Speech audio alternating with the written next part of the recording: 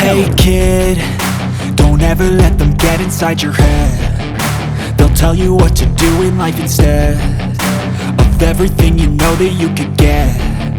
Don't let them guide your life towards regret. I'll fight for what I love with every breath. My past is filled with things I won't forget. I use them all to push me to my best. So treat the worst of times just like a test. If only I could go back in time, I'd tell myself that everything will end up alright. Just push yourself, test yourself, figure out what you like, and find your limits, don't be rigid, always work towards a prime. Surround yourself with open minds, people can change your life. A few friends with intent can help you feel alive. Find a passion, take some action, and with a little time, just be patient, make a statement, try to enjoy your life. They'll try to kick you while you're down. They wanna rise up while you drown. They wanna fill your head with doubt. They're silently scared that you'll figure it out. I'll make it look like I'm losing, won't bother hiding my bruises. And when they finally think you're wounded, then it's your chance to be ruthless.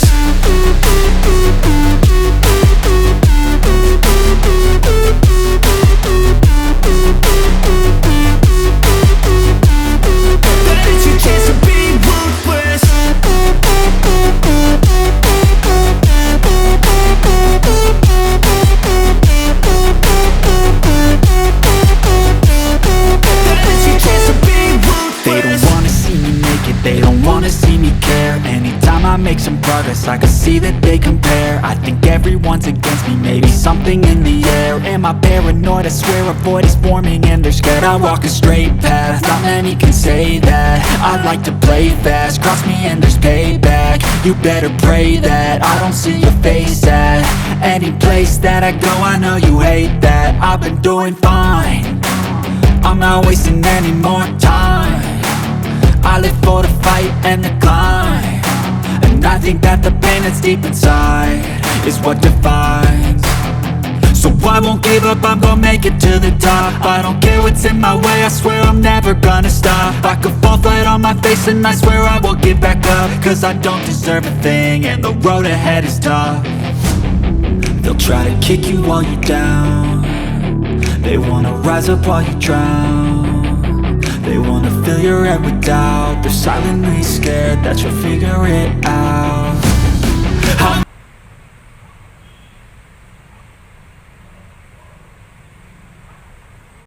Welcome po sa Fiber Display Center. Isa pang magmapagpalang araw po sa ating lahat.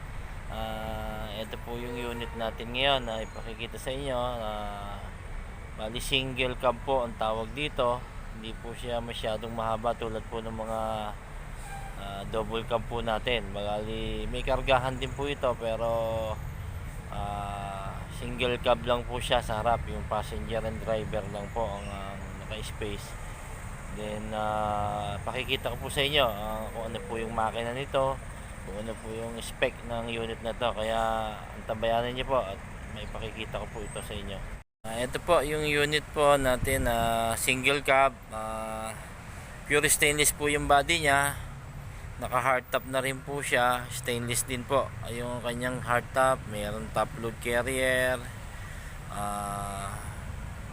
may mga tube na rin po, malalaki na rin po yung tubo na ginamit sa likod. Ito po, tingnan po muna natin itong engine bay nya. Ang makina po nito is R2 Mazda, 2.2 po ito na horsepower na Mazda R2. Ayan po, maluwag po yung engine bay nya kasi medyo mahaba po yung fender nya. Ayan. Then ang gulong po nito, ang size po ng gulong nya is size 14 po ang mags nya. Naka mags po siya na 4-stud. Ang size po ng gulong nya is 185 70-14. Ayan po, 4-stud po siya na mag wheels. Then ayan po, po yung parting harap nya. Bali simple lang po yung bumper nya, hindi po masyadong maraming accessories, pero naka auto bumper na po yung ano nya, front nya. Ayan, doon po yung mga signal light sa both side po yun. Ayan, tingnan po natin dito sa may parting likod. Ito po yung kargahan niya, medyo maluwag po yung kargahan niya.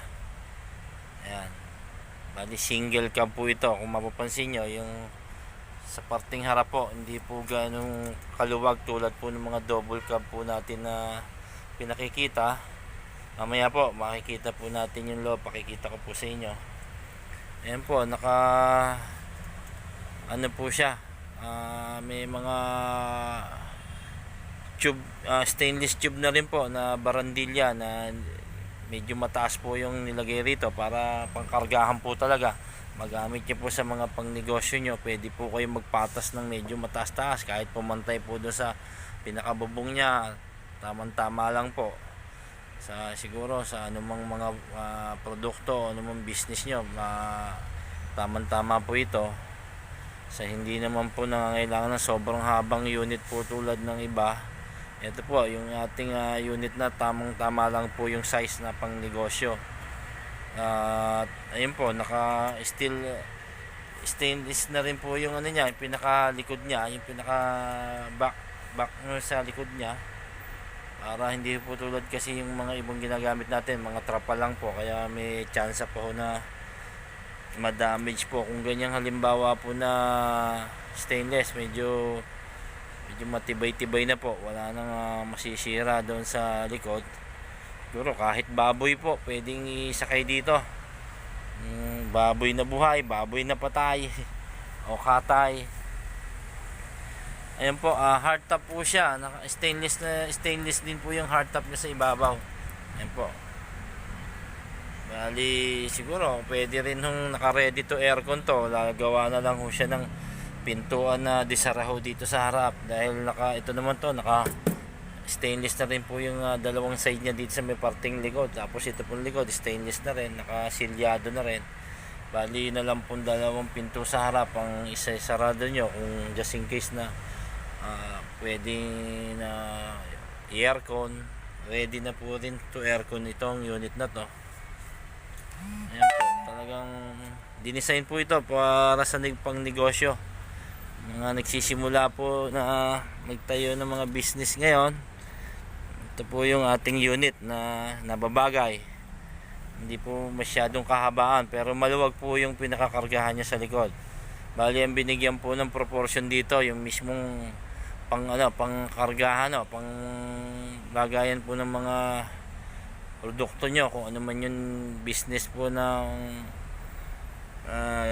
inaano nyo po, produkto na inyong hanap buhay. Ayan po yung space niya dito sa parting likod. Ito, puntahan mo natin dito sa may parting harap para makita po natin. Medyo maluwag din po sa parte dito po sa may driver side at saka passenger side. Ayan po yung naka dashboard na rin po siya, stainless na dashboard, then may console box po siya doon. Nandoon na po yung mga mechanical gauge nya. Andyan po yung ating console box with handbrake po yan. Ito po yung seat belt. Bali maluwag po ang sakayan niya dito para sa pasahero at saka doon po sa driver. Then pwede rin po kayong space sa parting likod na lagayan kung may mga gamit po kayo. Yan, pwede pong lagayan, may space po ng konti doon sa may parting likod po ng mga 2-seater na to. Ayan po yung ating single cab po, stainless body po, pero yun po, naka galvanize lang po pala ang flooring nito. Ayan, galvanize lang po yung flooring nya, pero pinturado naman po yung kanyang flooring, kaya medyo protektado rin po sa kalawang. Ayan po yung ating single cab na R2 Mazda po, diesel engine. Kaya hanggang sa muli po, maraming po salamat sa inyo at God bless po sa ating lahat.